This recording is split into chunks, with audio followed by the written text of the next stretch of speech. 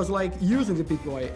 Is it better than a smartphone? One of the advantages of a Pip-Boy is that you actually have your hands free. Do your Pip-Boy, take a sip of coffee, much easier to work with. No. Well... Tell the truth. I broke my first few Pip-Boys, but because it's not my fault.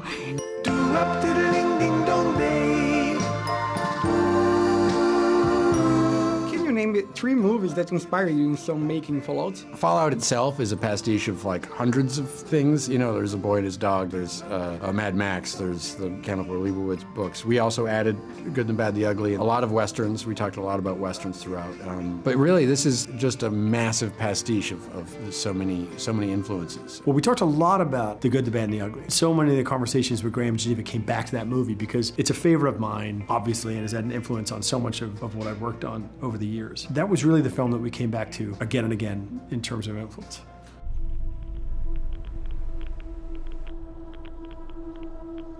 Fallout is famous for giving players a lot of possibilities. But now it's you who made these choices. Yeah. How is being responsible for that? Yeah, it almost feels like Geneva, Joan and I are like Twitch players and we're making people watch our playthrough of the games. And that it's a little less democratic, a little more fascist, I suppose. That's an inevitable part of adapting it to television. But I think that our version of it embodies a lot of various playthroughs that I've had anyway, and covers a lot of it, and hopefully is its own thing. I just want to start. I've had a rough week. So, in Person of Interest, you are right about surveillance. In Westworld, you are right about AI. And now you're doing a post-nuclear show. Should we be rewarded? Yes. Yes. I'm worried. I think one of the things that all these projects have in common, but in Fallout in particular, one of the odd things about my experience of playing the games for the first time is, yes, they're post-apocalyptic, yes, they're very violent, yes, terrible things have happened, but there is a thread of optimism through the games, which I find bracing, and in our present slightly strange and slightly scary moment in the world, somewhat reassuring. This idea that, yes, the world may end, but the world never really ends. People endure, they build new factions, new cultures, and in that way the games, and I hope the series, are not necessarily at the end of a world so much as the beginning of a new one. Why did you join the Brotherhood? To hurt the people who hurt me. People are going to come after you. What's like entering the set for the first time and seeing this world, and if it's not a spoiler, what was the first scene you shot? Wow, yeah, what an amazing experience. First time on sets, you know, what Howard Cummings and his team put together. I mean, it's all so beautiful. It's stunning. It's directly from the game. It really feels like you've stepped into this video game, and it's just awe-inspiring. I feel like we kept always wanting to guess of like, I wonder how cool this set in the future is going to be. You know, reading scripts would be like, oh, I can't wait to see what they come up with that. Oh, I don't remember what my first scene was. I was jumping on a vertibird.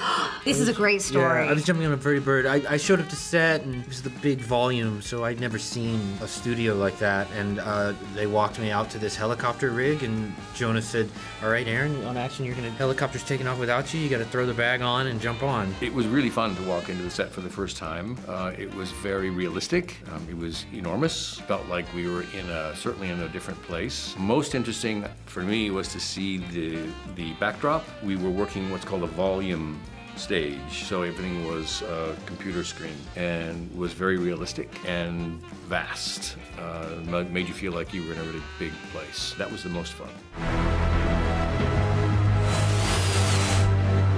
What's the best and the worst thing about leaving the vault? The worst thing about leaving the vault is probably all of the irradiated everything that exists in the wasteland. Ghouls, other things. The best thing about leaving the vault, new experiences. New experiences. A lot of good things.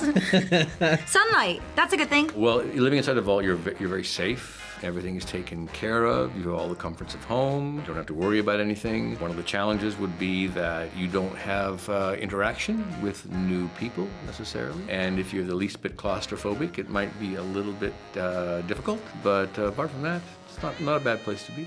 Tomorrow, so they say, will be a lovely lovely day. How long you guys think you would survive outside the vault? Personally? Yeah. Yeah? What do you think, Ella? How long you would survive or how long I would survive? Yeah, how long do you think I would survive? I think he would survive a week, maybe. It's a lot. What gets me? What gets me in the end? Something that just sneaks up behind you, you know? Right. Grabs him, pulls him. Could be anything. Pulls him up, down, some way, and just gone. How long would I survive? I'll give her the same amount of time. I'll give her 2 weeks actually. She's good at hiding. Ooh, I am good at She's hiding. good at hiding. I am good at hiding. Small spaces, not claustrophobic. It's challenging. I like to think I'm fairly resourceful, but honestly, I don't think I would survive very long. It's a very harsh world above ground.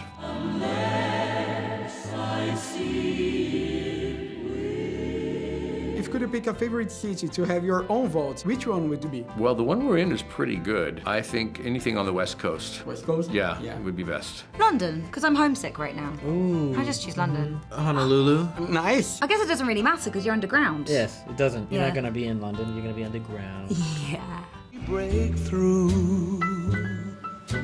Which song must be in your playlist to cross the wasteland? You know what would be a great song would be Kashmir by Led Zeppelin. Nice. Because it has that same kind of droning quality and you go on forever and you're crossing sand. It's a perfect song. Well, I think Ink Spots is tough to beat. We have stuff in there outside of the usual pieces that we've heard associated with the games, but Ink Spots, I Don't Want to Set the World on Fire. It just sort of captures everything about it, and it just feels like a song I think one of the things that I loved about the franchise, you have this moment where America in the world of the games departs from the America that we live in now. And it's right around, we talked in musical terms, it's right before the advent of the wall of sound, right? So it's 1960 is about the moment where everything after that sounds a bit too contemporary and everything before that. So you know, the Ink Spots, the classic Ink Spots songs that are in the games that we've brought into the series, I think you know, the team from the games found the perfect soundtrack for the end of the world. I see it with you. Was like using the Pip-Boy. Is it better than a smartphone? One of the advantages of a Pip-Boy is that you actually have your hands free. So the device rests on your arm, and then when you do, you use one hand to sort of do some programming, and your hands are free. So you can walk around, you can carry your coffee if you want to, you can do your Pip-Boy, take a sip of coffee. Much easier to work with. No. Well. Tell the truth.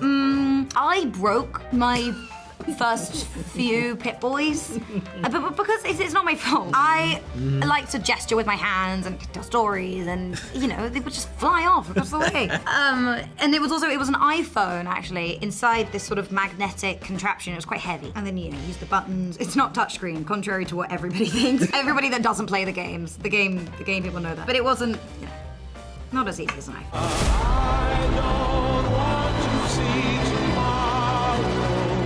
Did you guys keep anything from the set as a souvenir? Anything from the set? No, we weren't allowed. No. I did. Even a I Pip-Boy? really wanted to keep. I was going to say I really wanted to keep the Pip-Boy, but they didn't let me. I have 4 or 5 Pip-Boys that I use. No, actually, I didn't. I don't have anything. No, I wanted to keep my power suit, but they wouldn't let me keep it. Well, now that is a very small drop in a very, very large bucket of drugs.